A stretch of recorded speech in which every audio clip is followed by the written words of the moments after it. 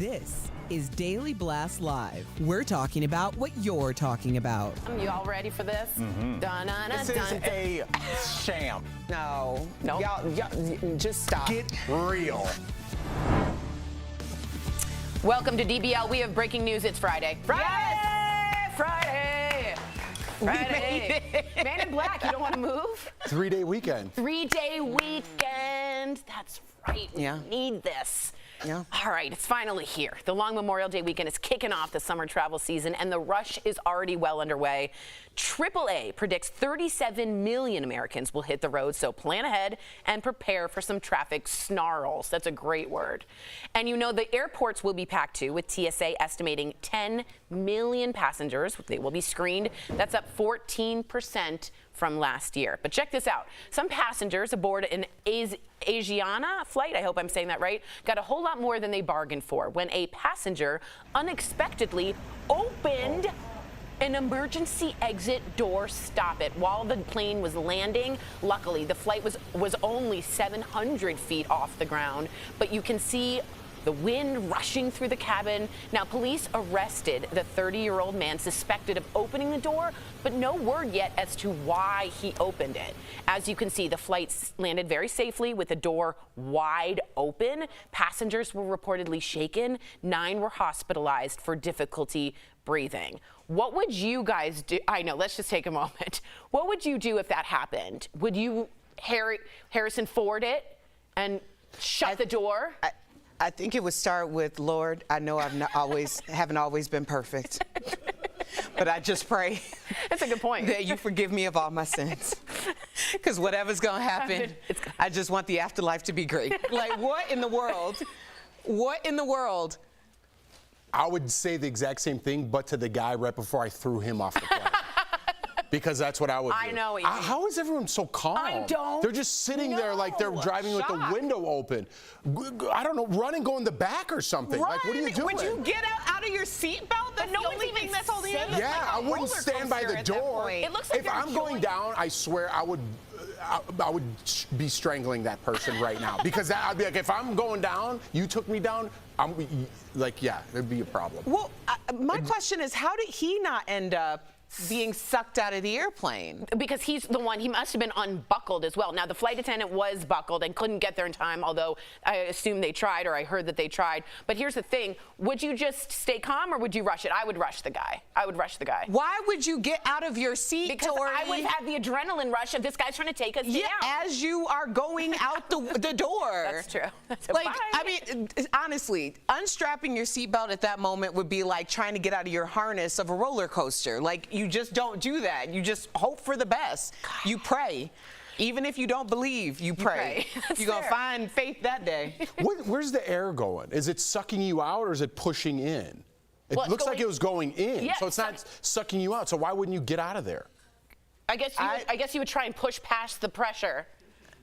Y'all, We don't no, know. Speaking of air travel, are you sick and tired of dealing with other people on the planes? Do you sometimes ask yourself, who raised these people, huh? Well, a flight attendant is sharing her etiquette rules. Up first, everyone has the right to recline, but there is a polite way to do it, she says before reclining. Peek behind you, see what the situation is, and ask nicely if that person minds. I don't think you need to do that. I don't either, but keep going. I do. You do? Yeah, I don't recline.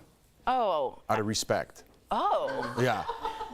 I do. Is that disrespectful? A little bit. The option is there. I paid for it. Yeah, a little disrespectful. I got 3 kids back here. You're drinking a margarita with your husband. You know what I mean? Like, give me a little space over here. Huh? Can't you also recline? Yeah, but I don't want to. Okay. I respect other people.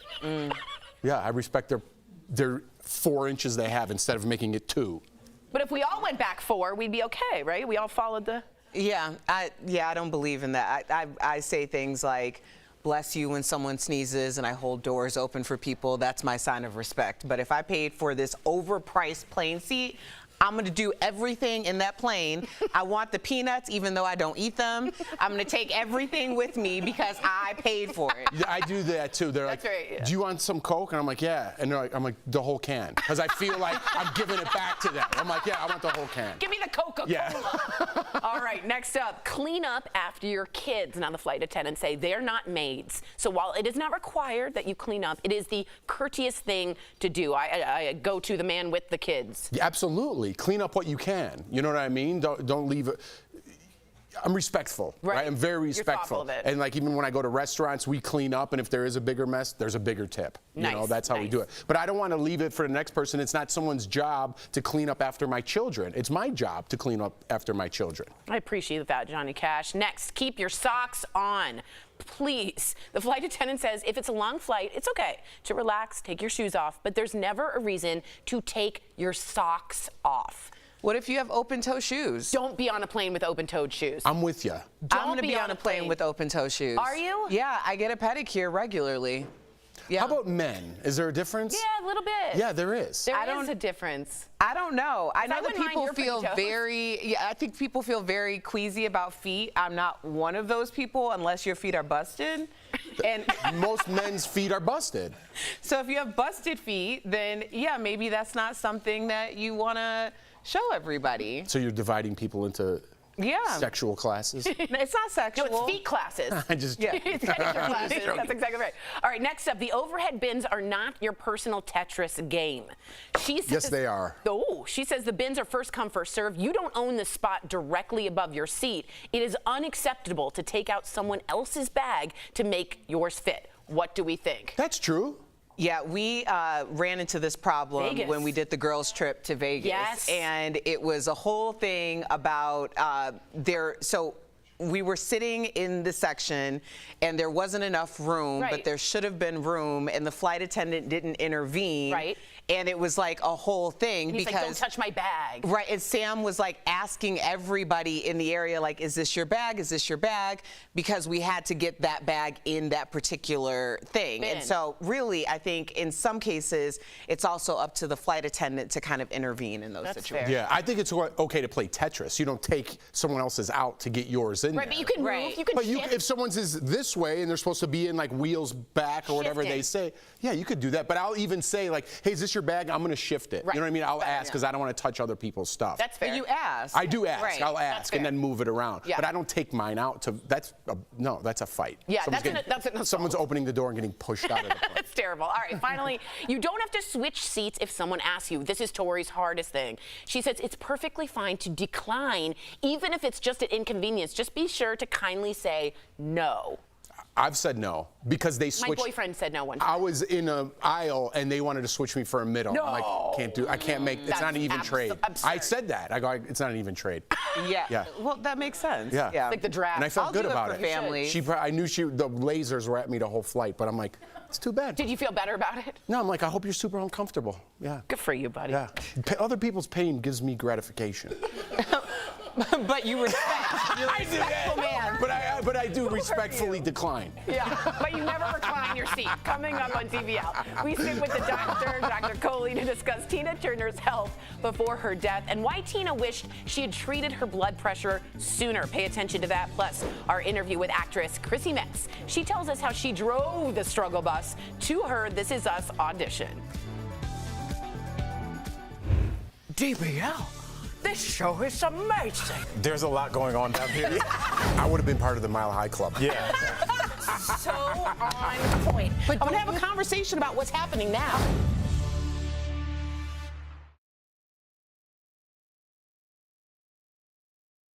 Your question is kind of Perfect. long, I saw that. Got it. We need it all. Okay, so I didn't realize this, but later in the show on the new, we're doing a story about Barbie. And I don't know. Could I be the Jewish Barbie? Barbara? Barbara Schulman, the Jewish Barbie. I'm going to temple. I'm eating challah. I'm lighting the candles. Jewish Barbie is Barbara Schulman. She does mitzvahs. She goes to temple. told you. Yeah? It's Babby. It's Babby. Instead of marrying the doctor, she is the doctor, right? She is. I think this could be a funny little thing. Absolutely. Wouldn't that be funny? You should be. Malibu, let's talk about Boca. Barbie? No chuppah, that's right. What if I'm the Jewish Barbie, Barbara Schulman? I'm going to the temple, I'm marrying a doctor. Okay.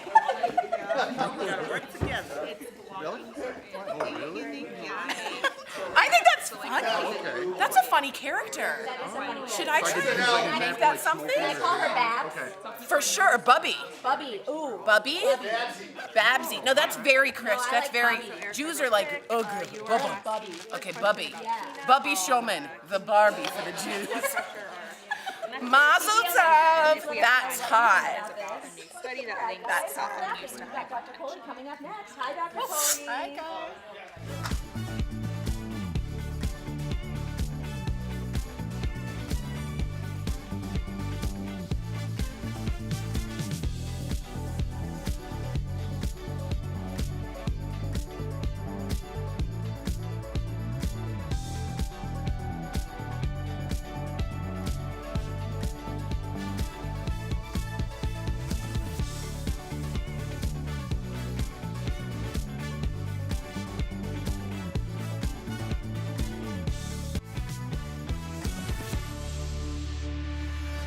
Welcome back. We are all still mourning the loss of Tina Turner, and we are now learning more about her health leading up to her death. So Dr. Coley is joining us. Thank you so much more to talk about this. We appreciate that. Thank you. Yeah, so Dr. Coley, in one of Tina Turner's final Instagram posts, she said that her failing kidney was a result of her high blood pressure, which should have been treated earlier. So how does high blood pressure affect kidney function? Yeah, you know, hypertension or high blood pressure is called a silent killer because it keeps doing damage inside our body and we don't even realize it. And in fact, high blood pressure and diabetes cause 2/3 of kidney failure. What? And so think about what our kidneys do, guys. They filter our entire blood, right? And if the pressure with which they're filtering is really high, think about kidneys like tissue paper. Those little filters are popping open and they're getting damaged and damaged and damaged over years. And it's not until your kidneys start failing, which will happen after a lot of damage, that you actually start to realize it. So people say, oh, I don't want to take pills for the rest of my life. I'm not going to treat my blood pressure. And that's an ostrich sticking your head in the sand because what it's doing is damaging all your organs silently. I had no idea about that. I had no idea. All right, we're going to switch gears here. Many people are taking Ozempic. We've talked about it a lot, and other medications for weight loss. People are noticing changes, though, specifically in behaviors and things like addiction to nail biting, alcohol even. Why and how are these medications affecting these behaviors? You know, we thought the medicines only sort of worked in the stomach to make you feel more full and reduce your satiety. Now we're learning they actually affect the dopamine centers in the brain. Those are the reward centers. That's what gets triggered when we eat Ben & Jerry's ice cream or a Chick-fil-A sandwich or whatever it is that we've linked to those reward centers. So they're actually changing our cravings, they're changing the wiring of our brain and making us less likely to have these types of addictions, which is fascinating, not something we expected. Wow. So could these medications be prescribed for other addictions, smoking, drinking, whatever it may be? Shopping, which is my addiction. Yes, in fact, it's not just the drug addictions. It seems to be working for the behavioral addictions as well. So you have less impulsivity, you have less reactivity, you have less of those types of behaviors that you don't understand. Now, at this point, it's off-label, Jeff, so we don't actually have an approved indication. They're studying it in smoking and alcohol to see if it's a way that it can do this. But me as a physician, I'm curious about a couple of things. First, it's changing the way we feel reward in our brains, changing our dopamine, which is the feel happy chemical. So is it going to change our mood over time? And then your personality? Dopamine is also involved in our mood. Yes, exactly. Now, in this trial so far, we've seen that people have more mood swings when they're on Ozempic, but they don't seem to have more depression. But that's a question that I want to see down the line. The other is there certain kind of people who are more likely to respond to this with addictive behaviors? Like obesity and food addiction kind of go hand in hand, right? So are you selecting a certain population that just has a higher risk of addiction? And in a general population, would it perform not as well? if they don't have those predispositions? These are questions I'm still hoping to get answered. Well, okay, we'd like to also talk about a new study that links cell phone use to hypertension risks. So tell us about this study. Yeah, I just talked about how bad blood pressure is, and the more we use our cell phone, the more our risk of blood pressure goes up. Now the question is it association or causation? Is it that we're just sitting on the phone, using the phone, and that's what's causing it? But this study actually looked at people who talked on the phone, not just browsing, but actually talked on the phone. They had a higher risk of hypertension the more hours that they talked on the phone every week. And there's three theories. One, is it the act of holding up the phone causes your muscles to contract? But we saw it even when they were on speakerphone. The second is that you're not sleeping as much, is you're more stressed, is it related to other inflammation? The third, is it the radio frequency from the phone that's causing inflammation and oxidative damage? That's all what we have to figure out. Hey, hey. I'm on the phone a lot. Talking or just browsing? Browsing. Okay.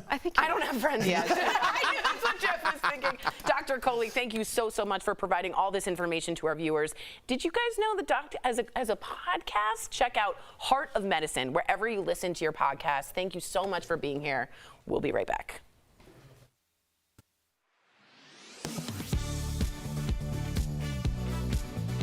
If summertime had a smell, it might be that of fresh sunscreen, sometimes wafting through the air. And with the rise of popularity of spray-on sunscreen, we are going to verify, does it work as well as good old-fashioned lotion sunscreen?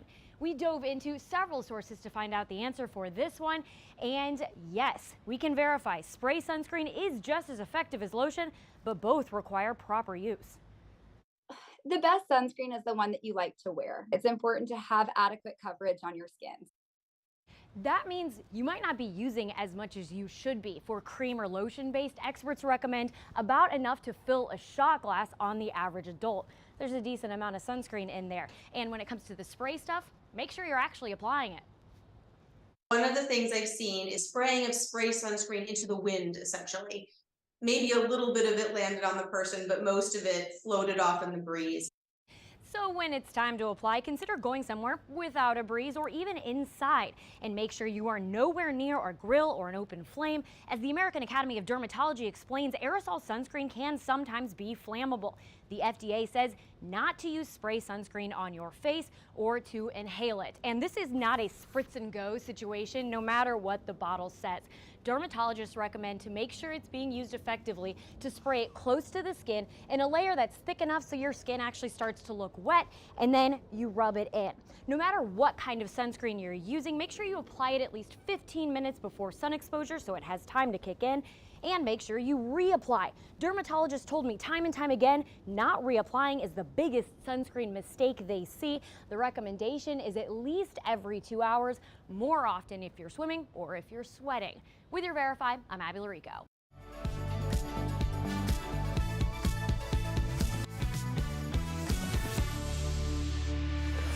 Welcome back to DBL. You know our next guest from her This Is Us emotionally raw performance is Kate, and now she's giving us another must-watch to pull on our heartstrings for her portrayal of a single mother battling addiction. Her list of achievements doesn't end there because she can also now add winemaker to the resume. Earlier, we spoke with Chrissy Metz.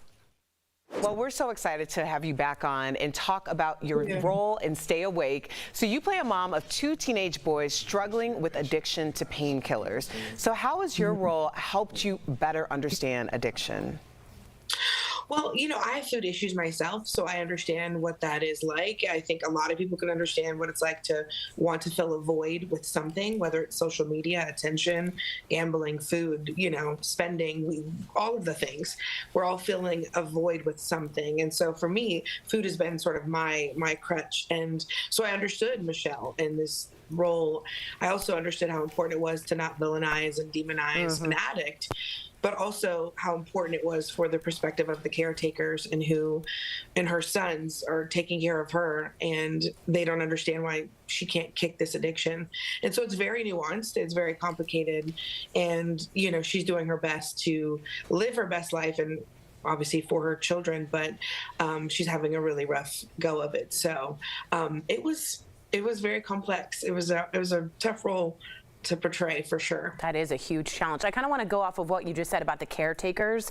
In the film, Yes. we see your characters' two sons make big sacrifices to care for their mom. And I wanted to ask you, why do you think it's important for the caretakers who suffer from the addiction indirectly to also have their story told?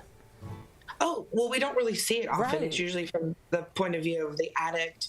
And so the caretakers, I mean, they're suffering with the addiction and with the person, you know, who was suffering with the addiction. And so it's important because there's so much sacrifice that goes into it and a lot of placating. And these kids in particular are parentified children. I mean, they're literally taking care of their mom and, you know, out of the goodness of their heart. But it's like, they also deserve to be kids and to live the life that they are meant to live. And so it's hard. It's a hard journey to watch and to understand, but to empathize and hopefully open people's hearts and minds to this other perspective that we don't see often. I'm just really glad you're shining a light on that. Yes, Absolutely. All right, Chrissy, to switch gears here a little bit. For anyone that doesn't know, today is National Wine Day, which is why I'm drunk. So, Chrissy, I knew it. You recently started your own wine company, Joyful Heart Wine. What made you get into wine? This is so cool. I love the packaging on the bottle, by the way. Thank you. That was really important. I think so many times we obviously buy anything with our eyes, and so the label was really important for me. Also, I want to live my life with a joyful heart, and so that was also very important. Was the label and the name, and also we donate $1 from each bottle to World Central Kitchen, which are on the front lines of helping with food crisis all over the globe. And so initially with wine, I was like, this is so pretentious. Like, I don't understand it. What in the world? People with the oaks and the tannins and the legs. And I'm like, whatever. And then you realize and you see the science behind it and how, I mean, it is hard work to produce a bottle. You're like, this is kind of a miracle, you know, because we're talking about the sun and the soil and the science behind it. So it was really about wanting to understand the wine, you know, whole industry, but also the wine. And for me, it's like, if you like the wine, you should drink the wine. You shouldn't drink it because you think you're supposed to like it. Right. So I was like, we are determined to find a blend and wine that, like, I can be proud to share with people, but also enjoy drinking because it's delicious. Good for you. I can't wait to have it. Oh, I hope you love it. Tell me what you think. Yes. I will.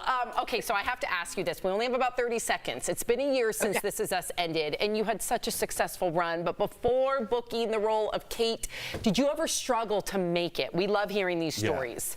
Are you kidding? 81 cents in my bank account, had to borrow money to go to the audition, was ready to move back home to Florida. Wow. I was on the struggle bus. I was driving the struggle bus. For sure. She's like, babe, babe, babe. Sure. Yep. Well, Yeah, I was like, babe. Right. And then the car down. That's amazing. It is always a pleasure to have you on. Congratulations on all your recent success. So well deserved. DBL Nation, Stay Awake is in theaters now, and you can also celebrate National Wine Day with a delicious bottle of Joyful Heart wine, where a portion of the proceeds goes to charity. Thanks again, Chrissy. We'll be right back. Cheers. Bye. Cheers. We can pin responsibilities on our parents for a lot of things, but can we blame them for our sneezing, wheezing, and allergic reactions? The question, are your allergies largely inherited? Let's verify. Our source is Dr. Alec Gupta, allergist with Atrium Health, the American College of Allergy, Asthma, and Immunology, and the Mayo Clinic. The Mayo Clinic explains when you have allergies, what's happening is this. Your immune system makes antibodies that identify an allergen as harmful when it isn't. Your immune system then reacts, activating inflammation of the skin, sinuses, airways, or digestive system. And those allergies are often passed down from parents to children, according to the American College of Allergy, Asthma, and Immunology. Food allergies, seasonal allergies, asthma, some forms of asthma, eczema, they all fall under this kind of category. If your parents had one of those things, then yeah, the risk is that your child could be more genetically susceptible to developing one of those other things. Dr. Gupta says the risk of having an allergy increases when one or both parents have one. However, that doesn't mean their children will have the exact same allergy. Even if both parents had the shrimp allergy, doesn't necessarily mean that you're at a higher risk of having a shrimp allergy. You could have higher risk of having eczema. Dr. Gupta says it also doesn't mean these inherited allergies will always show up. Or if your parents had that genetic, not necessarily dysfunction, but just kind of change, then you have that genetic change. It doesn't always show up. So we can verify that yes, susceptibility to allergies is largely inherited. However, that doesn't mean you will display the exact same allergic reactions as your parents do. With your Verify, I'm Megan Bragg. People are posting pictures of what their hair looked like before and after having COVID-19. They claim the virus caused them to lose their hair. But is that true? Can a COVID-19 infection cause hair loss? Let's verify. Our sources are the American Academy of Dermatology, the Cleveland Clinic, the University of Utah Health, and Dr. Kimberly Salke, Associate Professor and Residency Program Director in the Department of Dermatology at VCU School of Medicine.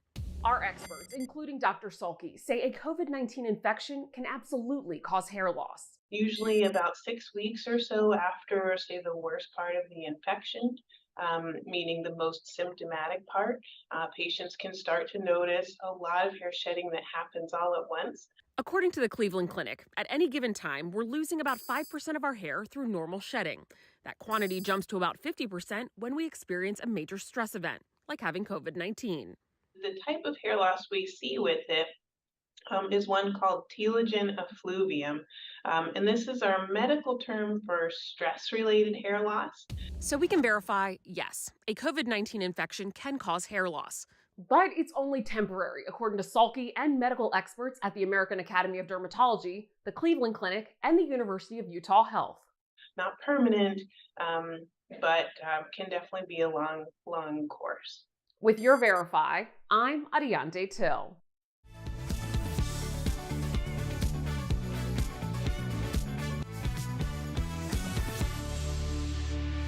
Welcome back. If you want your backyard to look expensive, we got some tips to help transform your space even on a budget. Here's how to revamp your outside space with Sunsetter. So outdoor furniture gets left out in the rain, so sometimes it only looks good for like one summer. Give your old furniture a new lease on life with a fresh coat of paint.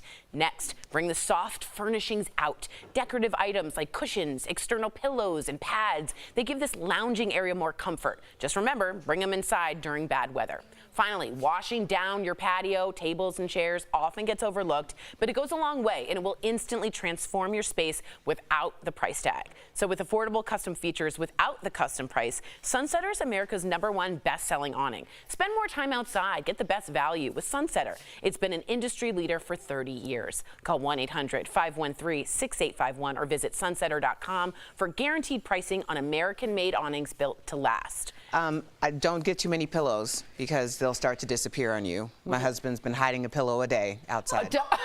He has been. He doesn't want them. He's hiding. He said there's too many. There's too many. You know, on the little daybed thing. Yeah. There's a lot. There's a lot. I appreciate that. But Anthony, it's time for you to bring back the pillows. Yeah.